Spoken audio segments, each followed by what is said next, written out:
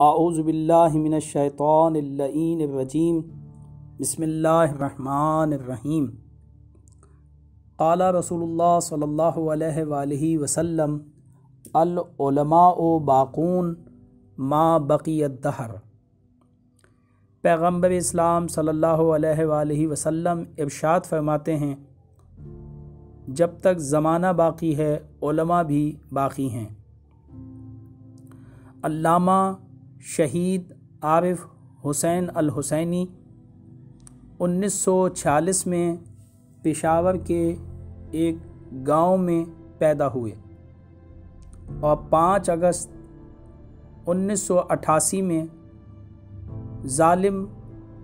حکمران کے ہاتھوں آپ کی شہادت ہوئی۔ شہید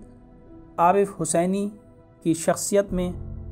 بہت ساری خوبیاں نمایاں تھیں، ہم میں سے چند کی طرف اشارہ کر رہے ہیں۔ آپ کی ایک خوبی یہ تھی کہ آپ جس زمانے میں اور جن علاقوں میں مصروف عمل تھے، آپ کے پاس وہاں وسائل موجود نہ تھے، لیکن ان وسائل کی کم موجودگی کے باوجود بھی آپ نے بھرپور انداز میں کام کیا، اور جہاں آج بھی ہم ان علاقوں میں اتنی ترقی کے بعد جاتے ہوئے خوف محسوس کرتے ہیں اور آج بھی وہاں پہ وسائل کی کمی ہے، ذرائع کی کمی ہے،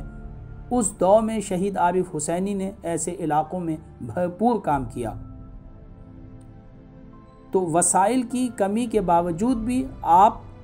مایوس نہ ہوئے اور پیچھے نہ ہٹے اور آگے بڑھتے رہے۔ دوسری چیز، مخلص علماء اور اکابرین کا عدم تعاون نہ ہونے کے باوجود بھی آپ مایوسی کا شکار نہ ہوئے اور اس چیز کو اپنے کام، اپنی تبلیغ اور دین اسلام کی نشر و اشاعت میں رکاوٹ کا سبب نہ سمجھا، بلکہ مسلسل کوشش اور انتھک محنت کرتے رہے۔ آپ کی ایک خوبی یہ تھی کہ آپ کا اخلاق اتنا اعلیٰ تھا کہ آپ سے جو بھی ملتا تھا، آپ کے ساتھ جو بھی نشست کرتا تھا، آپ کے ساتھ جو بھی رہتا تھا، وہ آپ کے اخلاق کا گرویدہ ہو جاتا تھا۔ اور معصوم یہ فرماتے ہیں کہ کسی انسان کے اعلیٰ ہونے کے لیے یہی کافی ہے کہ جب لوگ اس سے ملاقات کریں تو لوگ اس کے گرویدہ ہو جائیں اس کے اخلاق کی وجہ سے، اور یہ آپ کی برجستہ صفت تھی۔ آپ کی ایک صفت اور خصوصیت یہ تھی کہ آپ کے دل میں دین اور ملت کا درد کوٹ کوٹ کے بھرا ہوا تھا، اور یہی وہ چیز تھی کہ جس نے آپ کو معاشرے سے لا تعلق اور غیر جانبدار فرد کی حیثیت اختیار نہ کرنے دی، اور آپ لا تعلق نہ رہے اور مسلسل پاکستان کی مشکلات، پاکستان میں موجودہ بحران کو حل کرنے کے لیے آپ کوششیں کرتے رہے۔ آپ انقلاب اسلامی کی ترویج کرنے میں، اس کی صحیح نشر و اشاعت کرنے میں مسلسل محنت کرتے رہے، اور اسی سلسلے میں جب آپ نجف میں تھے تو آپ کیونکہ لا تعلق نہ رہ سکتے تھے، آپ ظالم اور جابر حکمرانوں کی حکومت کو برداشت نہ کر سکتے تھے، لہٰذا آپ نے اپنا کردار ادا کیا، آپ نے اپنا وظیفہ انجام دیا، آپ نے اپنی ذمہ داری کو محسوس کیا اور لوگوں میں روح انقلاب کو پھونکا، اور آپ ساتھ ساتھ تھے آیت اللہ خمینی کے، جس کی وجہ سے آپ کو نجف سے جلا وطن کیا گیا اور آپ قم تشریف لے آئے، اور پھر اسی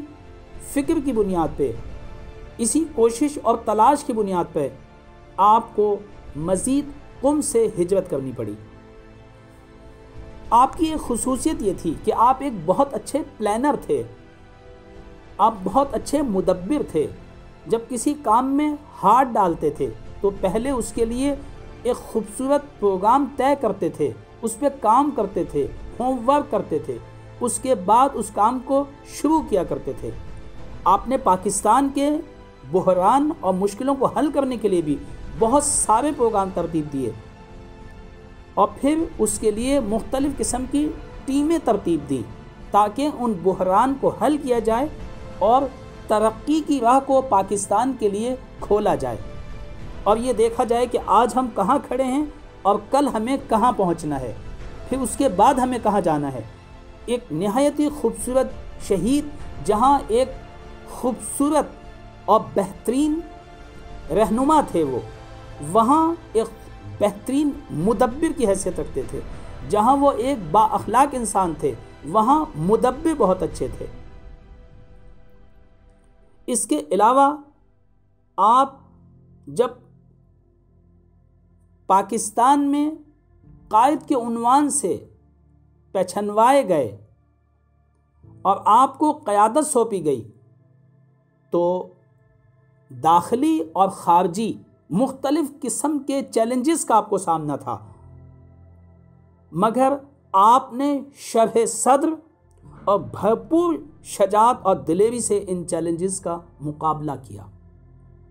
اس حد تک مقابلہ کیا کہ آپ کو جام شہادت نوش کرنا پڑا، اور 5 اگست کو 1988 میں آپ اپنے مدرسے میں شہید کر دیے گئے۔ ہماری ذمہ داری ہے کہ ہم شہید علامہ عارف حسین الحسینی کی فکر کو، ان کی افکار کو زندہ کریں اور ان کے کاموں کو آگے بڑھائیں، اور آیت اللہ خمینی یہی فرماتے ہیں کہ فکر شہید عارف حسینی را زندے نگہداری۔ ہماری ذمہ داری بھی یہی ہے کہ شہید عارف حسینی کی فکر کو زندہ رکھا جائے۔ خداوند متعال سے دعا گو ہیں کہ ہم سب کو اس عظیم الشان شہید کی فکر کو زندہ رکھنے کی توفیق عطا فرمائے۔ وآخر دعوانا ان الحمد للہ رب العالمین۔